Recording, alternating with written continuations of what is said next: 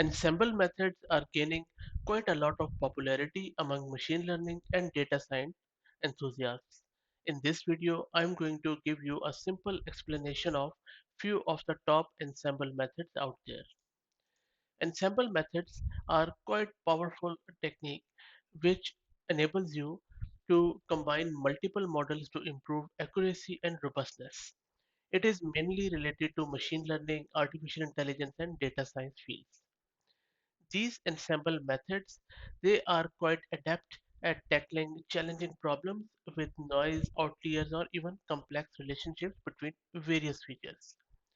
One of the top feature in terms of ensemble method is bagging. Bagging method simply means where you average predictions from multiple models trained on different subsets of data, and the aim here is to reduce the variance. Then we have boosting. Boosting primarily sequentially builds model and each focusing on instances misclassified by the previous one, and hence it reduces the biases. Then we have stacking. Stacking combines prediction from multiple base models using a meta learner. And while it does this, it leverages diverse strengths of those models. And then we have random forest.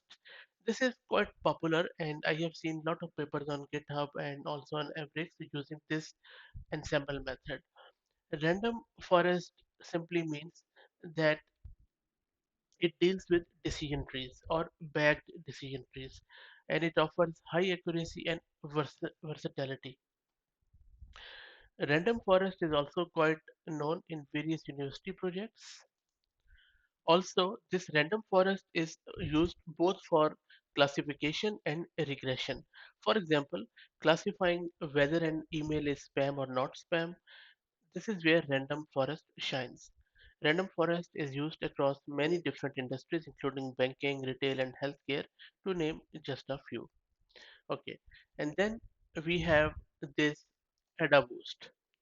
ADA boost is part of the boosting algorithm, such as in this list you can see we have ADA boost, gradient boosting, XGBoost, Light GPM, and Cat boost, and there are few others too.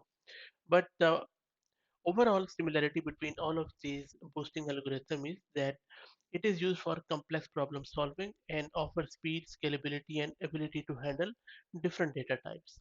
And then we have classifier models such as voting classifier, which is quite simple but very effective at ensembling, combining predictions through voting. So all in all of these methods, their aim is to harness the strength of multiple models and unlock significant insights and success in the world of generative AI and data science. I hope that you enjoyed this quick introduction. If you have any questions or if you're already using these ensemble methods in some of the projects, please share your use case in the comments. And if you know of any other ensemble method which I have missed, please feel free to put it in the comments too. If you like the content, please consider subscribing to the channel. Thank you very much.